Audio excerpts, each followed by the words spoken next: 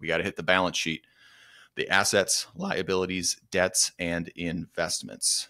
Okay, first in the assets column, I want to talk a little bit about a local group, Mountain BizWorks. We recently had on Jeremiah Robertson from Mountain BizWorks, as well as one of our first guests, Matt Raker from there.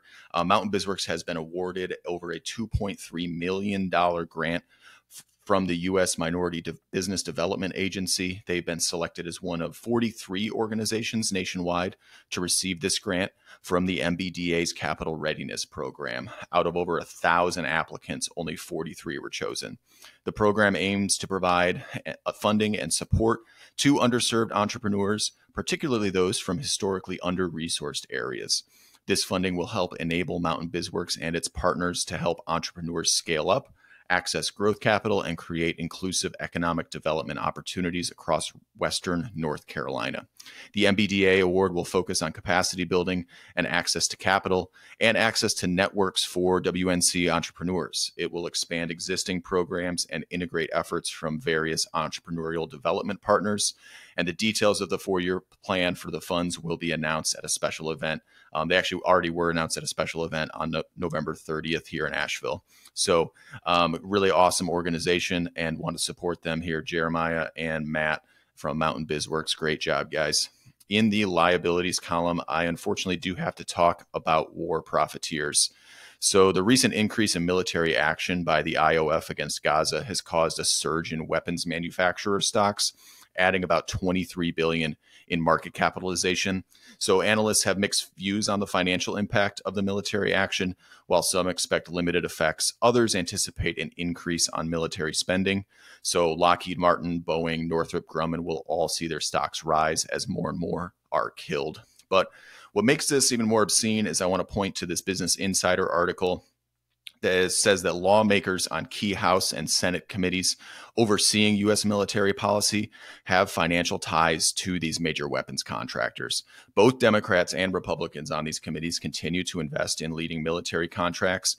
Their financial disclosures include Lockheed Martin, Boeing, Raytheon, Honeywell, General Electric, all of which lobby the federal government and seek lucrative contracts. So these investments are not limited to senior members. Even junior members are reported to be owning weapons-related stocks.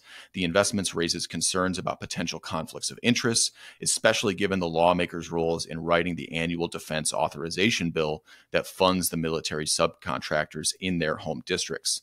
The practice of lawmakers trading in these stocks has been heavily criticized by government watchdogs, especially the influence of military contractors on congressional panels, including the House and Senate Appropriations Committee, which, as these committees allocate, are the ones that allocate significant federal funding to government programs and contractors.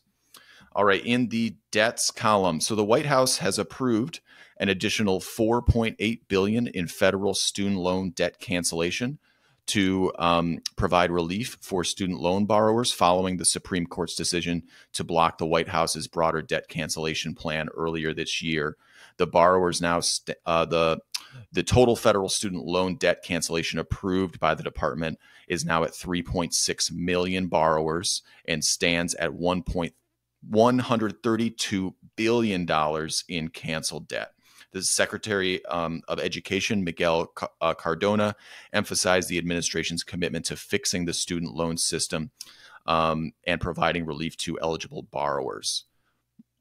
The latest round of relief is a result of improvements to the income-driven repayment plan and the public service loan forgiveness program. The administration also aims to provide debt cancellation to more borrowers as time goes on. And in the investments column, I want to touch on local investment educational workshops by Michael Schumann. So Michael Schumann is an economist, professor, friend of the show. He's on an upcoming episode here. And the author of the book, Put Your Money Where Your Life Is. Michael Schumann is providing educational workshops on how ordinary people can start investing in their neighborhood while getting an ROI at the same time. Americans have approximately $56 trillion in stocks, bonds, mutual funds, pension funds, and insurance funds. Nearly all of it is invested in global corporations. And remember, when I say trillion, just to give some context, If you went back a million seconds, you'd be going back about 11 days. If you went back in time a billion seconds, you're going back about 31 and a half years. And if you go back a trillion seconds, you're going back 31,500 years. So we're looking at 56 trillion in global corporate investments. And if you and your neighbors could shift even a small amount of that capital from Wall Street to Main Street, your local economy could really flourish. These workshops are designed to help you personally and your community develop practical local investment strategies. I was impressed with just how affordable these educational workshops are, and see it as a great way to take control of your own finances and help your community in the process. So check them out at michaelschumann.com.